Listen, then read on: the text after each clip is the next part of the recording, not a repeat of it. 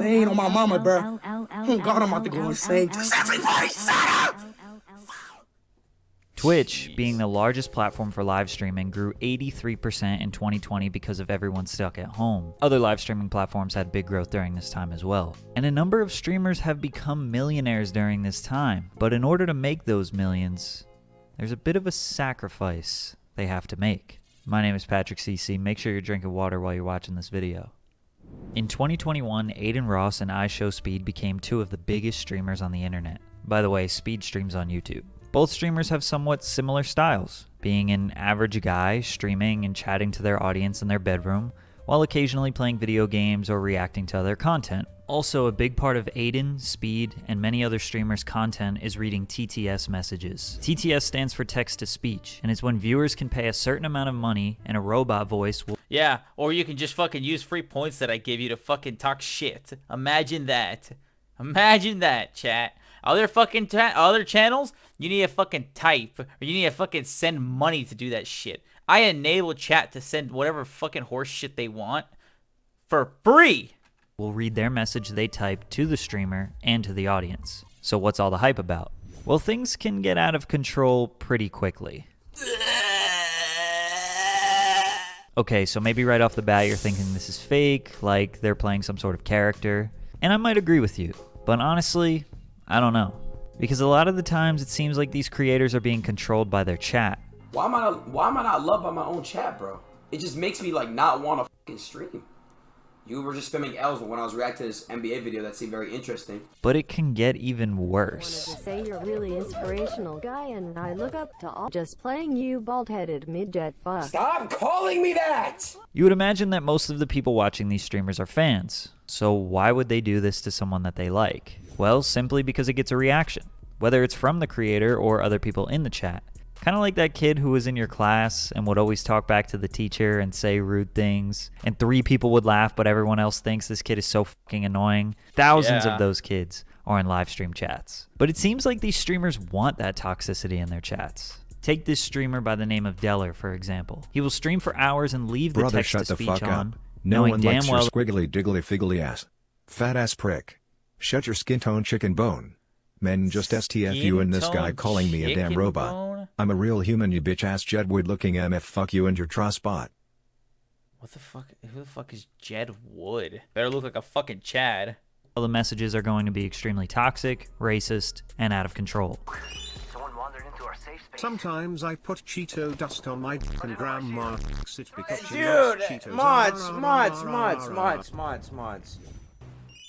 My stepsister has such a tight My little... stomach. This is unfiltered, unmodded harassment, and it can be prevented to some degree. Specific words or sayings can be banned from people being able to type them. No shit. Now I know you get it. You cannot control what other people say and do. There are thousands of commenters partaking in this toxic behavior. If you sat there and tried to ban everyone, you'd lose all your viewers. However, it seems like these streamers are willing to put up with this because 1, it's making them money, and 2, people are sharing it on social media, which is making them more poppin', driving viewers up, and ultimately making them more money. So Aiden, Speed, and other streamers have allowed the chat to make fun of them and bully them, whether it's through the chat or through TTS, because whether you love them or actually don't like them, it's always funny to see someone freak out through a computer screen.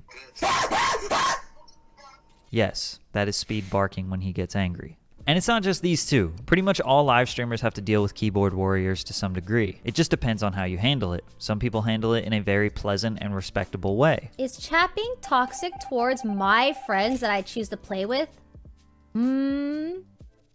Over a video game? But the fact is, guys, me and my friends are playing, so I just ask that you guys respect how we want to play. Now, when you handle it in the nice way, that's not fun to watch. I mean, come on, nobody wants to be taught a lesson. It's like I'm listening to my friend's mom discipline me, and I don't want to hear that shit. But when you get angry and start screaming, yeah, that's the good stuff. I don't care! Go, Dad! I don't care! Okay, but this is Tyler and Greek. This is like fucking... Yeah, it's not fucking scripted, but it fucking may as well be. When they would have their streams where they'd play games together, this was like... This isn't necessarily being toxic. This is like them fucking around. I don't care, dude! You ruined my life! Consistently raging is obviously going to encourage people to push the streamer's limits and try to get them to freak out. Anyone can notice that. So it seems like many streamers allow this to happen because it makes their community. This is not fucking rage. Somebody rips this fucking. Let's get this beta shit off me because it has sleeves. Happy. Yeah, their suffering makes other people happy. Now remember, for the most part, chat will copy the behavior of the streamer. Who is that? These nuts in your mouth. Hey, shut the fuck up! Shut your ass up! So if Speed does this to other people, the chat will inevitably do it back to him. The only problem is, he might not be in the mood for that. Don't be saying shit! Don't be saying shit! Don't be saying shit! It's kind of like Speed and many other streamers are okay with toxicity as long as it's when they decide. Every single one of you, even the one that people that tweet at me and say Ratio and Soft and Eldon and fucking all this shit. I pray that you guys experience what I experienced, bro. But when the chat tries to control what the streamer does, that's when they freak out. I guess the only real way to combat this is to just set the precedent that you aren't taking any shit from the chat. Like from day one, you have to be kind of like the dictator. I'm doing what I want, and if you don't like it, then leave. But that doesn't make for a strong community. Communities are about sharing and working together. And Dude, you can fucking have a community while also being like, hey, I draw the fucking line when you do this and this and this. Like, what the fuck is this logic? Oh, you can't build a fucking community. Like, there are streamers that are large and they're very fucking strict about, like, the shit that they permit. Otsdarva is very fucking outright, where he'll fuck around and he'll joke and everyone has a good time. But if somebody says something that's offensive or just uncalled for, he'll specifically say, I'm not cool with that and don't fucking say that shit again.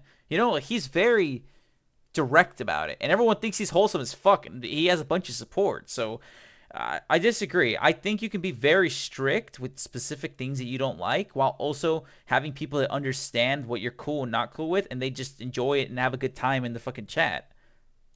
and collaboration. I think he's a great example.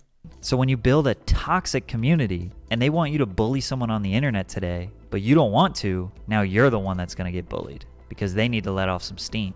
Then again, you could argue that these freakouts aren't even real. Maybe some streamers actually don't care. They just have rage moments because the viewers like it. And the chat thinks they have the control, but it's really the streamer who's giving them what they want, making the streamer in control the whole time, which would be even more of a 600 IQ growth strategy. Also, let me make this clear because it isn't obvious. There's a difference between viewers and chat. As a streamer myself, I know that about 70 to 80% of the people watching are not typing in the chat. The overwhelming majority of the people who watch streamers don't participate in chat. I'd be willing to bet that most viewers also get really mad when their favorite streamer is being controlled or freaking out at the keyboard warriors. That's like if you're watching a movie and one guy won't stop talking, so the manager comes in and stops the whole movie just to deal with that one person. Alright, it's a little different, but you get what I'm saying there. Because the streamer doesn't know how the viewers are feeling.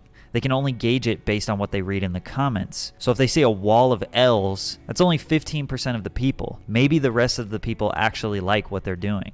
But these things start to weigh heavily on a streamer. Aiden is a great example of a person who openly welcomed the toxicity from the chat because of the financial gain and popularity it brought him. I think he actually liked being the butt of the joke while he was rising to the star he is now. When he was hanging out with rappers, he allowed them to kind of pick on him, and in a charismatic way, he shrugged it off. But when he did this live stream with Blueface, it went a little too far.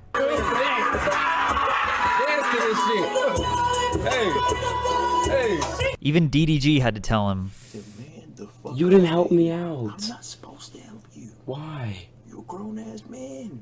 You wasn't even you was not existing in your stream. You gotta stand up for yourself. He can't be there with you all the time. That's what I'm saying, bro.